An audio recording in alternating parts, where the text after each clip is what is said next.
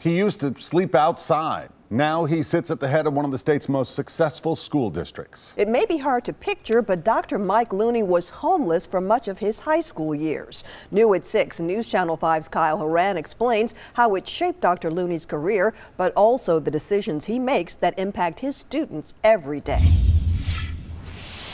You wouldn't know just by looking. Hi. I have been shoeless, jacketless, in 5-degree weather under a bridge. The director of Williamson County Schools, I ran away the first time, I think, in 6th grade. is a doctor after all. But if life accomplishments were determined by a person's youth, It's a picture of me when I was in high school. surely Mike Looney would not be here. A reminder of the path, my journey. Smiling brightly from a high school yearbook photo. Just because you're in a bad spot doesn't mean you're a bad person. The only photo from Looney's childhood. A reminder of the path that I walked in the youngest part of my life. It started from his home life. I was abused in just about any way that anybody could imagine.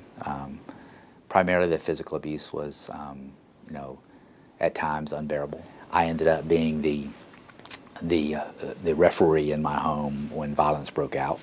Because I took that kind of leadership role in my home, I ended up being, I guess, the recipient of some of the actions of one of my parents. Back in the 70s, Looney said it was a rough time. Having been a homeless child before, I remember the feeling of despair that I had when there was nowhere to go, particularly when it's cold, particularly when school is closed and there's not food. Which is why on January 18th, Looney wrote this tweet. My heart hurts when we don't have school. I worry about our homeless, hungry, and abused children that need for us to be open. I remember it wasn't fun. I vividly remember breaking into a vacant house and covering up in the bathtub with cardboard and pine straw to try to stay warm. Looney cares so much. This is a kid that came and lived with me. He's taken in students before. And he ended up graduating high school and joining the Marine Corps. Like Ike here. He's 22 now. It's why he's so reluctant to close schools during winter weather. It's not all about having fun playing in the snow. It's about doing what's right for everybody. Why he takes this job so seriously. We're going to do whatever we have to figure out how to make kids successful. Kyle Horan, News Channel 5.